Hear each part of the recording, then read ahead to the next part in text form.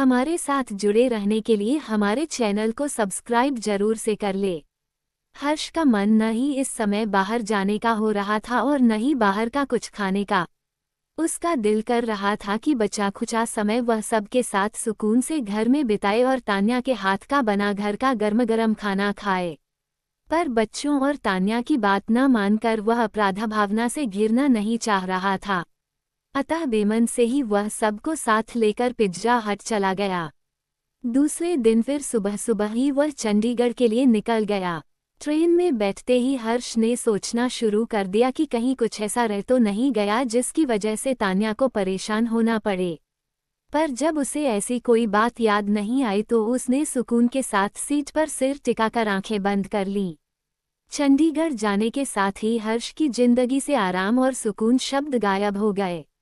अब तक शनिवार की शाम से लेकर सोमवार की सुबह तक जो सुकून के पल हुआ करते थे, अब तो वही पल सबसे ज्यादा भागदौड़ वाले बन गए।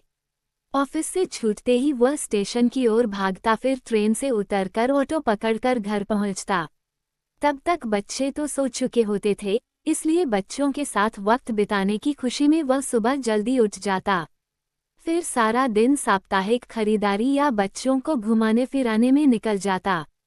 फिर सोमवार की सुबह शताब्दी पकड़ने के लिए सुबह 5 बजे ही नहा धोकर तैयार होकर उसे घर से निकलना पड़ता था। तान्या अकेली है ये सोचकर बीच बीच में उसके सास ससुर चक्कर लगा जाते थे, पर चूंकि वे भी अभी नौकरी करते थे इसलिए ज्यादा दिन रुकना संभव नहीं हो पाता था।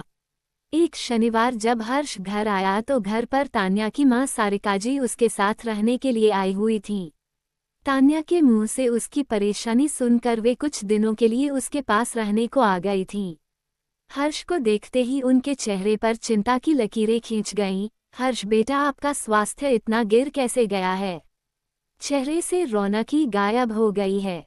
अभी 2 महीने पहले जब आपसे मिली थी तब तो आप ऐसे नहीं थे। क्या खाने पीने का सही इंतजाम नहीं है वहाँ पर? नहीं मम्मी जी, खाना पीना तो सब ठीक है वहाँ पर, बस घर से दूर हूँ तो बच्चों की याद सताती रहती है। बस इसी वजह से आपको ऐसा लग रहा होगा।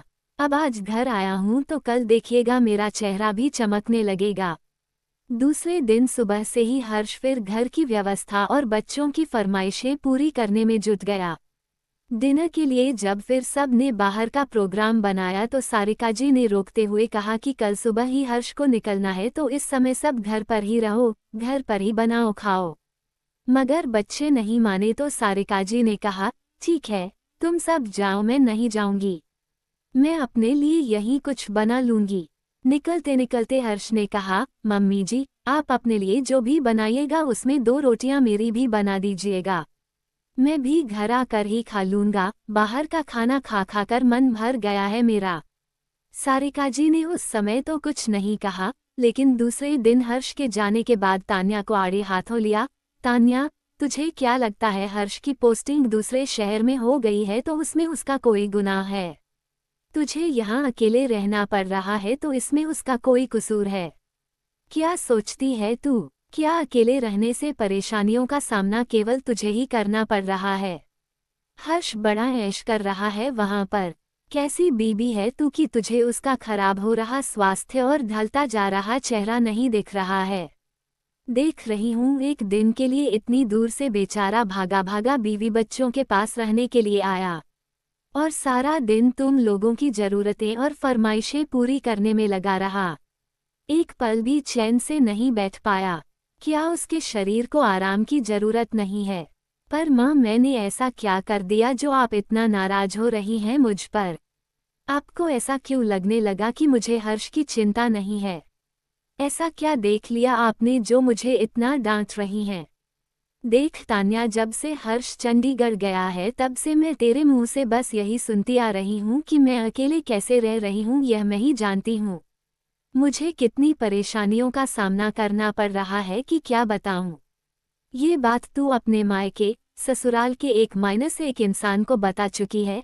अकेले रहने की वजह से तुझे कितनी तरह की परेशानियां हो रही हैं, पर एक बार भी मैंने तुम्हें हर्ष की चिंता करते नहीं सुना।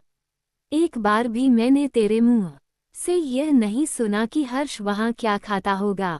पता नहीं मनपसंद खाना मिलता भी होगा उसे या नहीं, उसके कपड़े कैसे धुलते और प्रेस होते होंगे। शाम को थकाहारा घर आता होगा तो एक कप चाय की जरूरत होती होगी तो क्या करता होगा। बेचारा एक दिन के लिए घर आता है और उस एक दिन भी तू उसे एक पल भी आराम से बैठने नहीं देती। सारा दिन किसी न किसी काम के लिए दौड़ाई रहती है उसे। क्या इतनी पढ़ी लिखी होने के बावजूद तू हर्ष के बिना घर गृहस्थी के अपने छोटे बड़े काम नहीं कर सकती। माँ मैं कर तो लेती पर आप तो देख ही रही हैं कि क्षितिज और सौम्या इतने छोटे हैं कि इन्हें लेकर बाजार जाना खतरे से खाली नहीं है, और बाहर खाना और घूमना घुमाना तो बच्चों की फरमाइश पर करना पड़ता है। मैं थोड़ी ही कहती हूँ जाने को, तान्या ने रोना से होते हुए कहा। इस पर सारिकाजी ने उसे समझाते हुए कहा, देखो बेटा, मैं समझ रही हूँ कि हर्ष के जाने की वजह से तुझे परेशानियों का सामना करना पड़ रहा है, पर तू केवल अपनी ही परेशानियों के बारे में क्यों सोचती रहती है। क्या ये खुदगर्जी नहीं है तेरी? मेरी नज़र में तो तुझसे ज्यादा परेशानी हर्ष को उठानी पड़ रही है। तुझसे तो केवल हर्ष दूर गया है, पर हर्ष से तो घर, बीवी, बच्चे, घर का खाना, घर का सुकून सब कुछ छिन गया है। एक दिन के लिए आता भी है तो तुम सब के लिए ऐसे परेशान होता है जैसे कोई गुनाह करके लौटा है। तू पढ़ी लिखी और समझदार है। तुझे चाहिए कि बच्चों को स्कूल भेजने के बाद बाजार जाकर सारा सामान लाकर रख ले, ताकि कम से कम रविवार को तो दिन भर हर्ष आराम से रह सके। और तुझे शुरू से पता है कि हर्ष को तेरे हाथ का बना खाना ही पसंद है, बाहर के खाने से वह कतराता है। फिर भी तू रविवार को भी उसे बजाय अपने हाथों से बनाकर खिलाने के बाहर ले जाती है। बच्चों को पिज्जा बर्गर खाना हो तो तू ही ले जाकर खिला आया कर। माँ की बात सुनकर तान्या को एहसास हुआ कि सचमुच वह बहुत बड़ी गलती कर रही थी कि हर्ष के जाने से समस्या केवल उसे हो रही है। हर्ष की परेशानियों के बारे में न सोचकर वह इतनी खुदगर्ज कैसे बन गई उसे खुद ही समझ में नहीं आ रहा था। अगले शुक्रवार को बच्चों को स्कूल भेजकर घर के सारे छोटे बड़े कामों की लिस्ट बनाकर तान्या घर से निकल गई।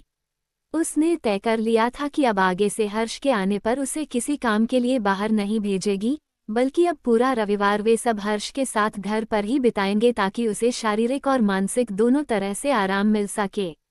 बाजार की तरफ जाते समय अचानक तान्या की नज़र सड़क के किनारे छोले चावल के ठेले के पास खड़े एक युवक पर पड़ी, जो जल्दी जल्दी छोले चावल खा रहा था।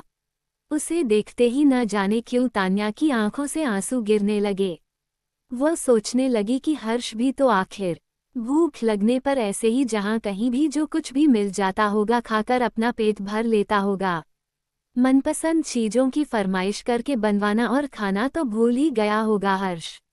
अपने आंसू पोंछते पोंछते तान्या जल्दी जल्दी घर चली जा रही थी, साथ ही सोचती भी जा रही थी कि अपने परिवार वालों को भरपेट भोजन देने और उनके लिए सुख सुविधा जुटाने के लिए घर से दूर रहकर दिन रात खटने वाले हमारे पतियों को भूख लगने पर मनपसंद भोजन तक मुहैया नहीं होता, और हम पत्नियां यही जताती रह जाती हैं कि हम ही उनके बिना बड़ी कठिनाइयों का सामना कर रही हैं।